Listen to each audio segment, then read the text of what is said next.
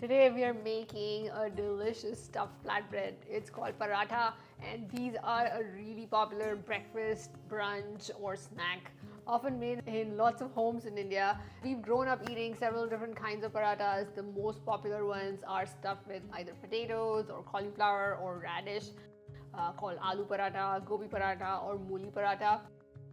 I know they're a bit tricky and it takes a bit of practice to make them well and for them to not feel like they're too difficult and too time consuming. So it does need some practice, but they are absolutely delicious things that you must try. To make our dough, we use some whole wheat flour, all-purpose flour, some salt, some carom seeds, that's ajwain.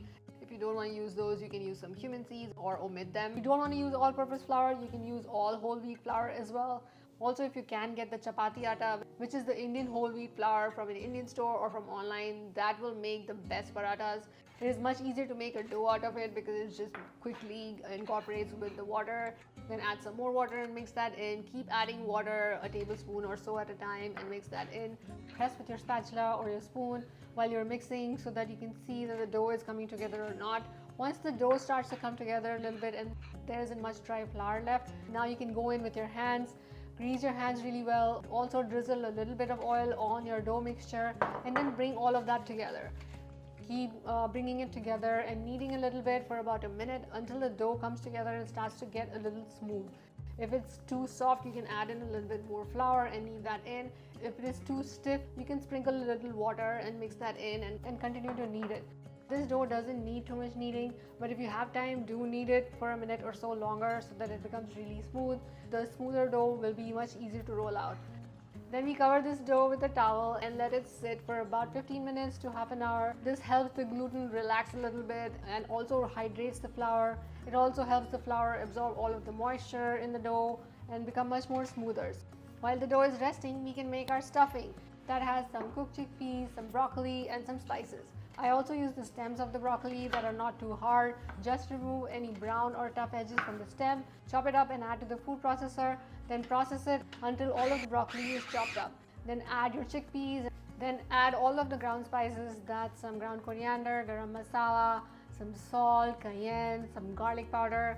You can add other spices as well, some cumin powder, some Cajun, some Burberry, or some paprika or Kashmiri chili powder for additional color. Also add some fresh ginger, that is optional, but that adds a really nice flavor to the mixture. Add all of that to the food processor and process until the mixture becomes like a course meal.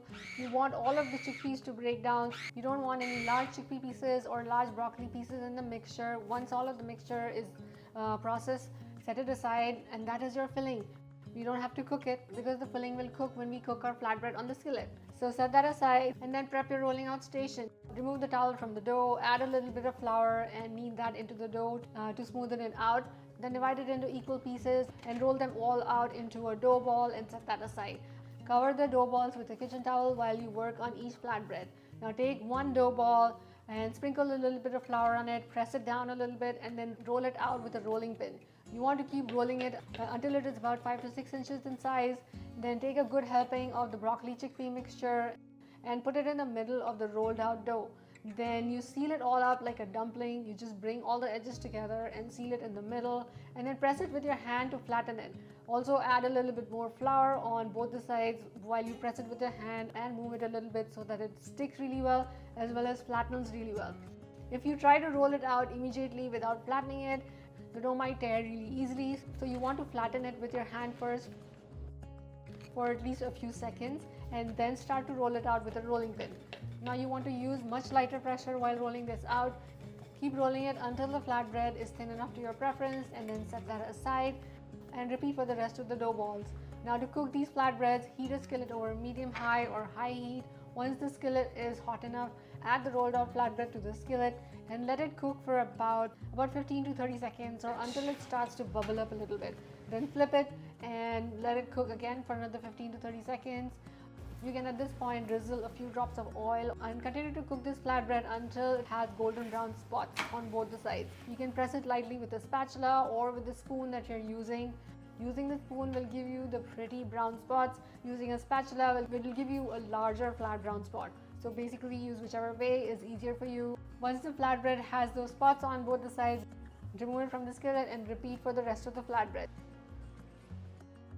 For the yogurt raita, we just mix up some non-dairy yogurt with a little bit of water, some salt, cumin and cayenne, and mix that in until it is smooth. Then we grate some cucumber into it. You can also add some finely chopped onion or finely chopped tomato instead, or add all of those to the raita. Add some cilantro and mix in, taste and adjust the flavor, sprinkle some more cayenne and cumin on top, and your raita is ready.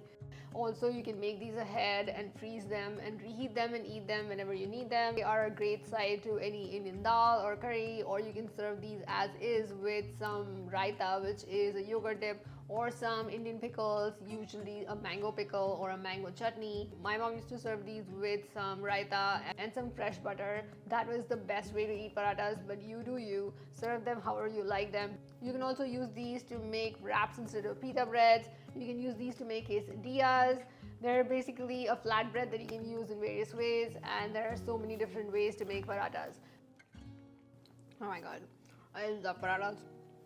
They're like the best comfort food. They also immediately remind me of my mom, my aunts, my grandmom. Everybody used to make these perfect parathas every single time. Any time of the day, you ask them for a paratha and boom, there's a paratha for you, and a fresh paratha right off the skillet is just amazing. It's warm and flaky and it's just amazing. How many times am I going to say amazing? But it is just amazing. I have a couple of paratha recipes in my first cookbook along with a gluten-free paratha. So check out my Indian Kitchen cookbook for more paratha recipes along with some more paratha recipes on my website. Thank you for watching and I'll see you next time.